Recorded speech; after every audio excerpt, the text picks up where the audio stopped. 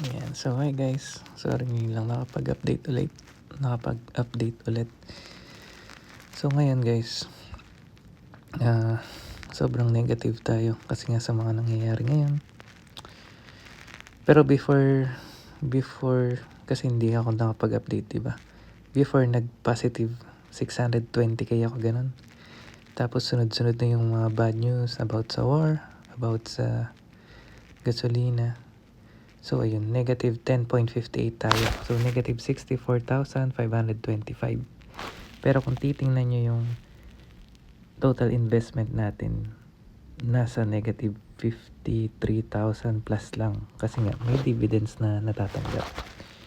So, ayun, medyo tinamad na ako kasi ang daming nangyari. Sobrang naging busy. Tapos, mas nagpasok ako sa crypto. Kasi dito sa Dragonfly, medyo wala talaga masyadong galaw. Downtrend talaga ever since nung kahit inaaral ko pa lang yung mga market. So, ayun. Yun lang guys. Baka tama rin ako mag-update.